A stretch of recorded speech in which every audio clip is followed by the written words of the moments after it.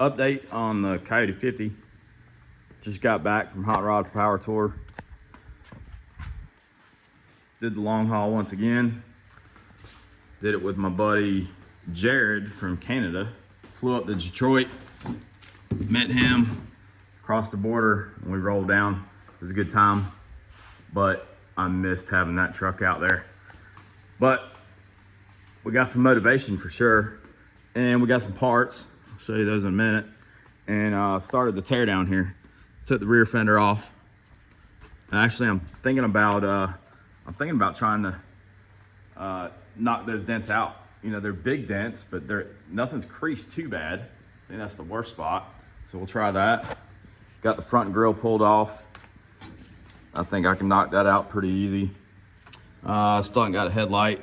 Got some other parts to fix here.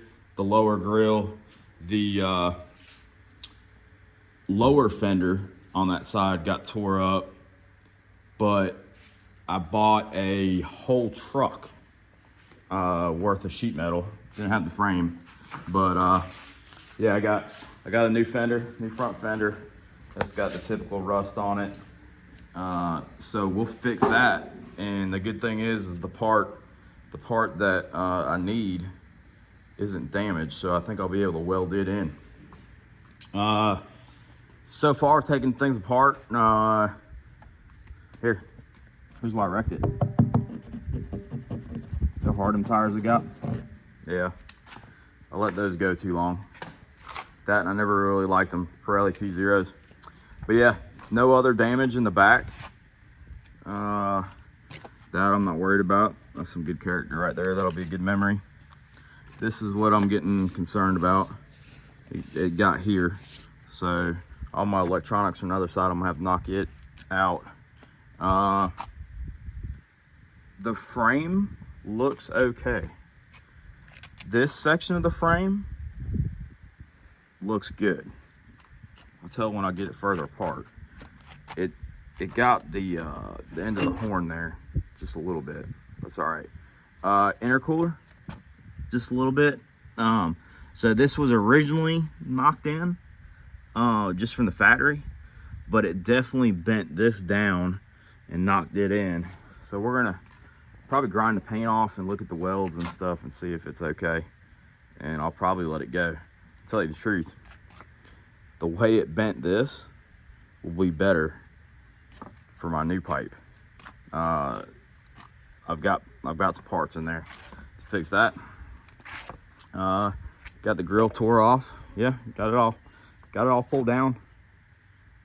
Let's go take a look at what I got parts wise, or at least the boxes. I'm not gonna take things out of the boxes right now. All right, we got new intercooler piping. I'm gonna salvage one of these blow off valves. Got new top hats. Those are actually little valves for the rims. New MAF sensor to fix that.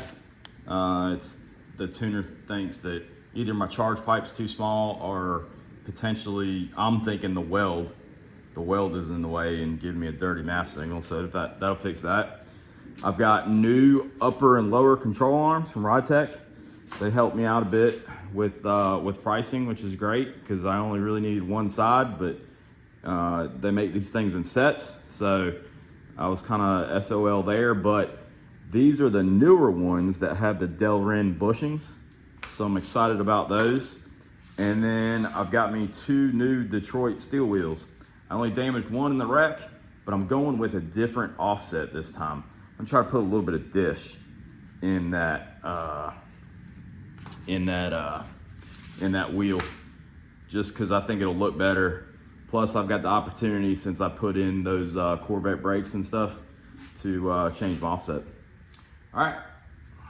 Well, I mean, that's really it for now until I get some more time. But here, let's crank this thing up and listen to it.